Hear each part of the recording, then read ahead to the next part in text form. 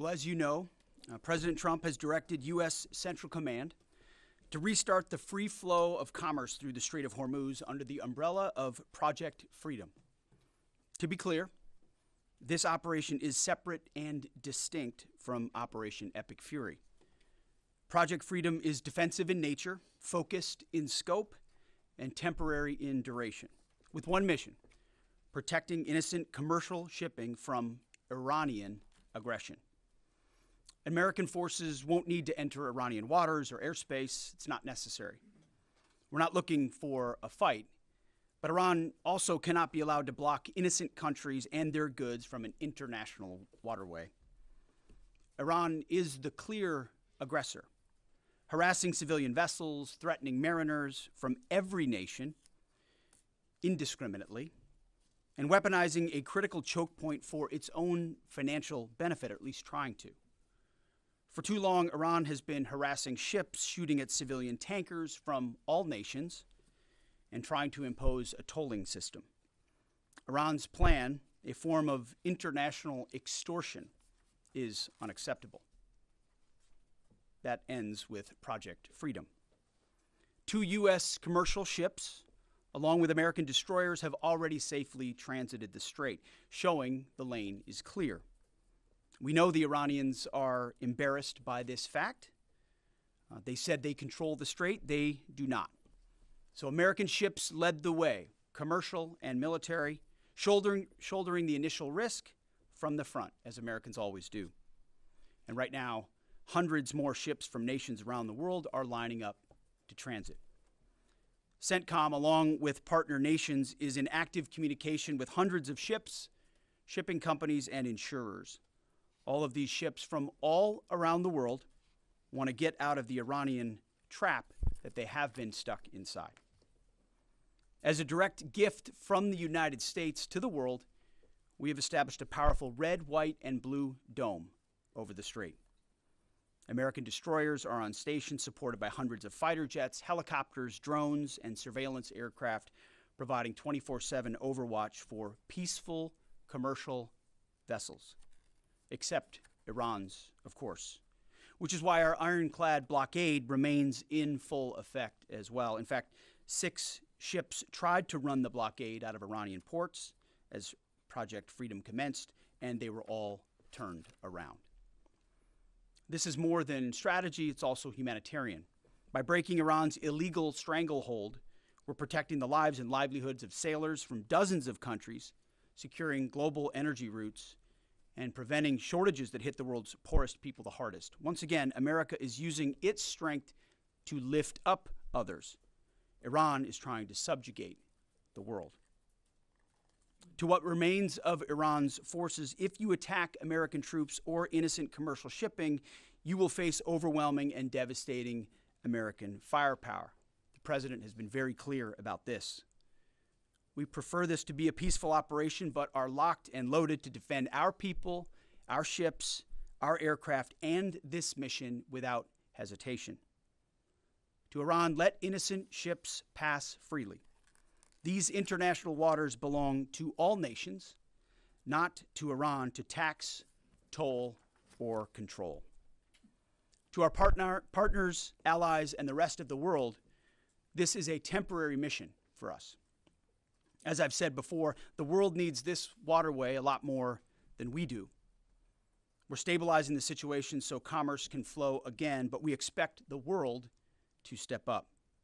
At the appropriate time and soon, we will hand responsibility back to you. To the incredible Americans executing this mission right now, simply thank you. Your courage, your readiness, your unmatched professionalism and precision are why the world can breathe easier today and every day. You are and always will be the greatest fighting force in human history, unmatched always. Project Freedom is underway. Commerce will be flowing, and America is once again leading with strength, clarity, and purpose for the benefit of the entire world. Our will is unshakable. God bless our troops, and God bless the mighty United States Navy as well. Mr. Chairman, over to you. Thank you, Mr. Secretary, and good morning, everyone. Thanks for being here. On Sunday, at the direction of the President, CENTCOM initiated Project Freedom with the objective of facilitating the safe passage of international commercial shipping through the Strait of Hormuz. Over the past 7 weeks, Iran's repeatedly threatened and attacked commercial shipping in the strait in order to effectively cut off commercial traffic and damage the global economy. By obstructing one of the world's most critical maritime checkpoints, a vital transit route for approximately 1/5 of the global oil consumption, Iran is weaponizing the global supply chain. This action disregards established navigational rights and the law of the sea, and the regime led by the IRGC is effectively attempting to hold the entire global economy hostage. Let me give you an update of the last few days of activities, and if you take a look at the map here, as the Secretary said, the United States has established Project Freedom to open up the Strait of Hormuz. This graphic highlights the kinetic engagements that the Iranians have attempted to make or have taken against the region. The green dots and blue dots show the groupings of commercial, cargo, and tanker vessels. And the United States has established a significant presence over the strait here in order to open up the free flow of commerce, noting the blockade still continues along the eastern flank. The map shows the examples and samples of Iranian attacks against commercial vessels in the strait, as well as the Gulf of Oman and up in the Arabian Gulf. Since the ceasefire was announced, Iran has fired at commercial vessels 9 times and seized 2 container ships, and they've attacked U.S. forces more than 10 times, all below the threshold of restarting major combat operations at this point. You can also see the group of tankers and cargo vessels in the U.S. blockade line, as I mentioned. As a result of Iran's indiscriminate attacks across the region, there are currently 22,500 mariners embarked on more than 1,550 commercial vessels trapped in the Arabian Gulf, unable to transit.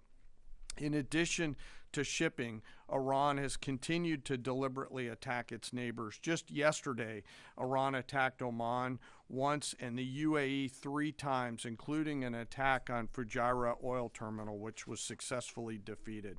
They also launched cruise missiles, drones, small boats at U.S. forces defending commercial shipping in the straits, and United States Navy MH-60 helicopters and Army AH-64 Apache helicopters successfully defeated those threats. Thus far, today is quieter. Let me describe this defensive operation just a few clicks down for you. As the Secretary said, Project Freedom is designed to protect commercial shipping and help restore the flow of commerce through the strait and sustain freedom of navigation. CENTCOM has established an enhanced security area on the southern side of the strait that is now protected by U.S. land, naval, and air assets to help defeat further Iranian aggression against commercial shipping. I'd like to share a little bit more about U.S. capabilities, but for operational security purposes, I'm not going to get into specific details out there. On the surface, guided missile destroyers and other warships are detecting and defeating Iranian threats. This includes fast boats and one-way attack drones. In the air, more than 100 fighters, attack aircraft, and other manned and unmanned aircraft, synchronized by the 82nd Airborne Division, are in the air 24 hours a day, providing defensive overwatch for the enhanced security area and its approaches that I discussed.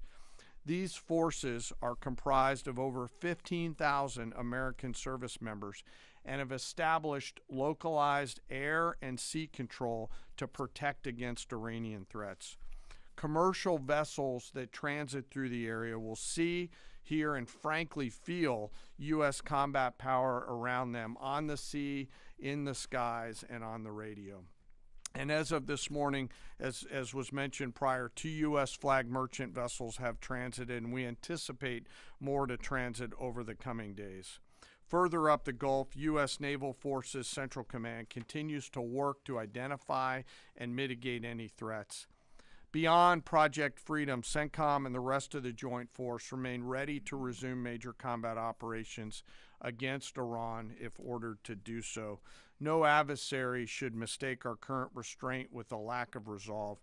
And the President has said, as the Secretary has, that now is the time for those with equity stake in the Strait to come assist. Before I turn it back to the Secretary, I want to take a moment to highlight part of our joint force today. And today I want to talk about the paratroopers of the United States Army 82nd Airborne Division. When the President or the Secretary need immediate, scalable, and lethal combat power in CENTCOM or elsewhere, the All-American Division answers the call. The 82nd is the core of our nation's immediate response force and ready to deploy within hours of notice. These paratroopers are capable of accomplishing any mission in any environment, constantly training, constantly ready to jump from Air Force aircraft into ground combat and seize key terrain if ordered to do so, just like their predecessors did in Sicily and Normandy in World War II, or to secure or enable the follow-on forces to flow into theater as they did in Grenada or Panama. They can do the range of missions from counterinsurgency to counterterrorism operations to power projection, as they have many times over the course of the history of this great division. They can do all these things because they're incredibly well trained, well equipped, and well led, but also because of the indomitable spirit of the All-American paratrooper. Every single one of them volunteered for this role, volunteered to go to airborne training, and volunteered to serve. But this division is now more than just a formation that we use for forcible entries. For example, just today, they are out there coordinating, integrating, and synchronizing land, air, space, sea, and cyber forces using joint all-domain command and control. They use next-generation tactical networks that are AI-enabled to augment intelligence and operations, and they seamlessly synchronize all of these effects and are doing so in support of Project Freedom as we speak. The relentless focus on technical innovation allows the commanders out there in the field to see, sense, and understand the opportunities that are in front of them, along with the associated risks, and make smart decisions out on the objective. With incredible courage, tenacity, and grit, they are going all the way every day, and whenever the nation calls on them, they are there to answer the call. We are grateful for their service and their leadership. Lastly, before I close, as I often do, I want to remember some of our fallen. Today we remember Sergeant William Rivers, Specialist Brianna Moffett, and Specialist Kennedy Sanders of the 718th Engineering Company, U.S. Army Reserves, out of Fort Benning, Georgia. They were tragically killed on January 28, 2024, when attacked by an Iranian-backed proxy force at Tower 22 in Jordan. We continue to carry on their memories. We remember their names. We remember their families. And the Secretary and I are deeply grateful for all of our deployed forces who are out there doing our nation's work. And sir, with that, I'll kick it back over to you. Very good. We'll take a few questions. Go ahead. Thank you. Alexandra Ingersoll, One America News. Do you assess, Mr. Secretary, do you assess what's left of this small boat fleet to be a significant threat or a nuisance to be managed? And then secondly, what is your message to critics who say that the U.S. doesn't have a strategy in this mission? Well, any threat needs to be taken seriously. And just like those 6 attack boats that the chairman mentioned were taken seriously and dealt with before there were any real threat to the American military vessels that they were approaching. And that is, small craft like that are all that Iran has left. Their ability to get close with a destroyer of the capabilities that we have is limited, but we're going to take it very seriously and kinetically, quickly. We're not going to allow a threat to gather. And I can tell you, even from just this morning, the strategy remains laser focused. In fact, what I think you see from Project Freedom is that we're not allowing ourselves to get distracted. This is a separate and distinct effort, temporary in nature, that we plan to hand over to the world. The world has expressed a desire to be a part of this, as is often the case, or maybe almost always the case. American leadership is required, so the president was willing to undertake this, send commercial ships through, send destroyers in, provide this red, white, and blue bubble of protection, and encourage the world to step up, because ultimately this waterway is, as I said, far more crucial to the rest of the world and they need to have the ability to defend it. So I think this is a reflection of a laser-focused strategy, actually, right here. Morning, Mr. Secretary, Mr. Chairman. David Zia, Real America's Voice. I wanted to ask you, of any of the fast boats that have been either sunk or identified, are there any armaments larger than, say, small, AK-47 type stuff, or any anti-ship cruise missiles identified? And my second question is, if there's a divide between the IRGC and Tehran, is there a way to get Tehran to agree to let us go after the IRGC that is doing these attacks without violating the ceasefire? Well, right now, anything coming at our crafts, regardless of what's on it, has to be defended against, and that's the case. I don't know what the exact armaments were on those fast boats. Small arms, nothing significant on the fast boats. Rifles or small machine guns. There were some small coastal cruise missiles shot down as well. So there's some frothiness in the beginning aspects of this that were dealt with very directly by our destroyers, and we're communicating both overtly and quietly to the Iranians to allow this defensive operation to happen on behalf of the world. There are some actions the IRGC takes sometimes that are outside the bounds of what maybe Iranian negotiators would like. That's their job to rein that in and ultimately create a condition for a deal, right? That's not something I talked about in these remarks, but that's happening in real time. Iran has an ability to make that deal, but what we're demonstrating with Project Freedom is they don't control the strait. I mean, we know Iran is embarrassed by the fact that our blockade is holding, and we can run ships through, and we're going to help the world run ships through. And if they hold it at issue, the whole world knows who's doing it. It's not us. We're willing to open it up. It's Iran, and that creates a dilemma for them. We hope they make a deal. Yes. Thank you, sir. My first question is for General Kane. Mary Margaret with the Daily Wire. You said that the attacks by Iran so far are below the threshold of restarting major combat operations. What is that threshold? And then for Secretary Hegseth, are there still concerns about mines in the Strait? And can you kind of clarify these reports of kamikaze dolphins that we've heard about? I haven't heard the kamikaze dolphin thing. It's like sharks with laser beams, right? The threshold of restarting is a political decision above my pay grade. What I'll say is it's low harassing fire right now. It feels like Iran is grasping at straws to try to do something across the southern flank. To your question, David, their command and control structure remains very fractured, and I think they're struggling to maintain control down echelon at the edge, but it's still pretty low-level kinetics at this point in time. And I can't confirm or deny whether we have kamikaze dolphins, but I can confirm they don't. Ultimately, any follow-on effort, if there are mines identified, would be something that some of our units could undertake or the world could undertake. But right now we know we have a lane of safe passage that commercial shipping can flow through.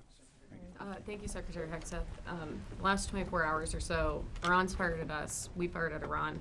Just going to ask you more directly, is the ceasefire over? No, the ceasefire is not over.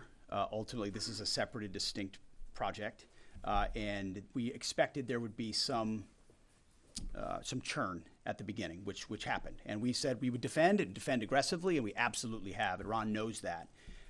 And ultimately, the president's going to make a decision whether anything were to escalate into a violation of a ceasefire. But certainly we would urge Iran to be prudent in the actions that they take to keep that underneath this threshold. This is about the straits. This is about freedom of navigation. This is about international waterways.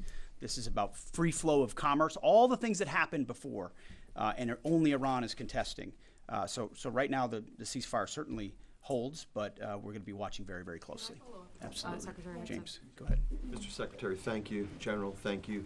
I want to first express my gratitude and admiration for the work you do and for everyone involved in our armed forces, and also for the accomplishments of Operation Epic Fury, which I think are too often dismissed too lightly. But those accomplishments don't obscure, I think, a central default that has occurred here, and I would like you both to address it. On the first day of this conflict, President Trump addressed the Iranian people directly and said, when we're finished, take over your government. It'll be yours to take. And then on the seventh day of the conflict, in a Truth Social post, the president said, quote, there will be no deal with Iran except, all caps, exclamation mark, unconditional surrender. What happens to that pledge to the Iranians? And When did the president decide to capitulate on his demand for unconditional surrender? Well, James, I wouldn't. You started out nicely, but you ended exactly where we knew you would end. The president hasn't capitulated on anything. He holds the cards. We maintain the upper hand, and Project Freedom only strengthens that hand. And so he will ensure that whatever deal is made or whatever end state is reached creates ensuring that Iran never has a nuclear weapon, which is number one, and he's been focused on that, and the deal and discussions are centered on that.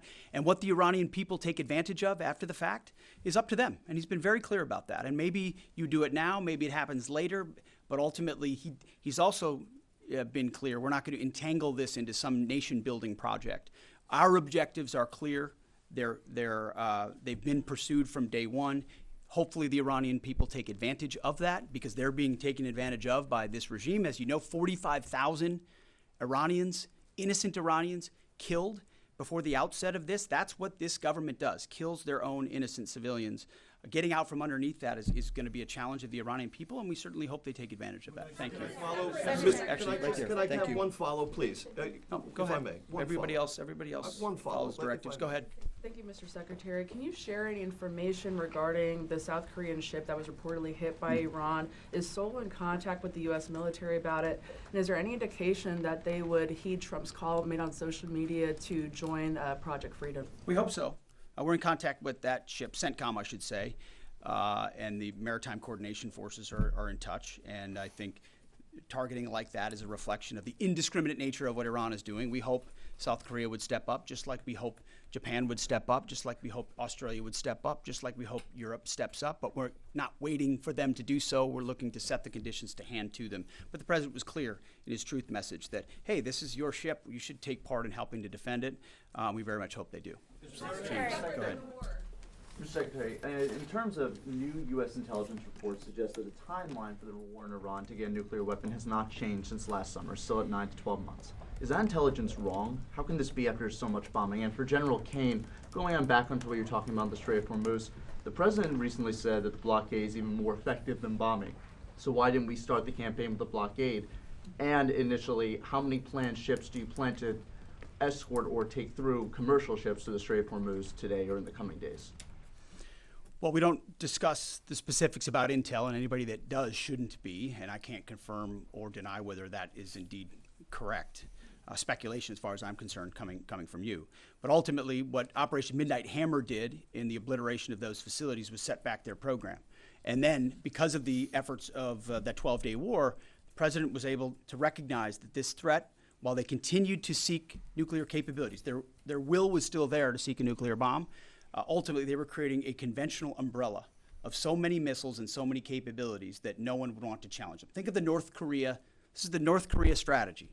We have so many conventional capabilities, you won't do something about it, and underneath that, we're going to develop more nuclear capabilities. So the will was still there. President Trump had the courage to say we have to dismantle and take on those conventional capabilities while the nuclear facilities are watched 24/7 and overwatched, and we will ensure one way or another, hopefully Iran chooses a deal, that they give up those ambitions, give up those capabilities, and we're able to confirm that every step of the way. So that has been, President Trump's been focused on it. He's set them back like no other president. He ripped up the terrible deal that would have given them a bomb. He took care of it in Midnight Hammer. We're watching it right now, and ultimately feel good about the fact that the end state will ensure that Iran never has a nuclear weapon. Go ahead. Sir, I'll let CENTCOM talk to the number of ships they're going to take through because they're the nearest ones to talking to the commercial shippers, and I don't want to get out in front of them. On the order and sequence around the military objectives, that's a decision the President and the Secretary go get us at, and at the time we were focused on the primary objectives that were in front of us. Thank you. Ryan Morgan with the Epic Times. On Friday, President Trump notified Congress that the hostilities that began on February 28 had terminated. That came on the deadline of the 60-day war powers deadline. Will this administration be seeking congressional approval for any further military operations if the ceasefire breaks down? Our view is the one you described, that ultimately with the ceasefire, the clock stops. If it were to restart, that would be the president's decision. That option is always there, and Iran knows that, and that's why, their choices in Project Freedom are important. The president retains the opportunity and the capabilities, more capabilities than we had at the start of this, to restart major combat operations if necessary. If Iran is not willing to follow through on its side of the bargain or make a deal, then the War Department is postured, locked, loaded, and ready to go. We hope it doesn't have to go in that direction, but Admiral Cooper and our forces are in a three-point stance and ready to go. Yeah, last question. Thank you. Liam Cosgrove with Zero Hedge. In recent weeks, both Israeli Prime Minister Benjamin Netanyahu and Israel's head of Mossad have stated their intent not to cease combat with the Iranians. Netanyahu put this on Twitter. Israel's head of Mossad said Israel's goals are not finished until the Iranian government collapses. And so they're referring to the government that President Trump has brokered a ceasefire with and is working on a lasting peace in the region with. And so that's something many Americans, especially American farmers, are hoping he does get to a lasting peace. And so if President Trump is successful in that and the Israelis are explicitly stating their intent to continue fighting at a later date, how can you ensure America doesn't get roped back into a war if that comes? And secondly, with Netanyahu comfortable tweeting something like that out, and also Netanyahu has continued bombing Lebanon despite President Trump I would say explicitly your telling him not question is to. based on the false premise that somehow President Trump is being pulled in by Prime Minister Netanyahu to any of these actions. And that's where you're going. Just to be clear, President Trump has led at every step of this based on his view of American interest and America first. And we're grateful that Israelis have been very capable partners at many steps of this. And they may have some objectives at times that are slightly different than ours. But there's only one hand on the wheel ultimately directing this, whether it's Project Freedom or previously Operation Epic Fury, and it's President Trump. So we're grateful for their input, their insights, the existential nature of the threat they face from an Iranian bomb, the capabilities that they can bring to that, but ultimately the coordination will happen with the leadership of President Trump.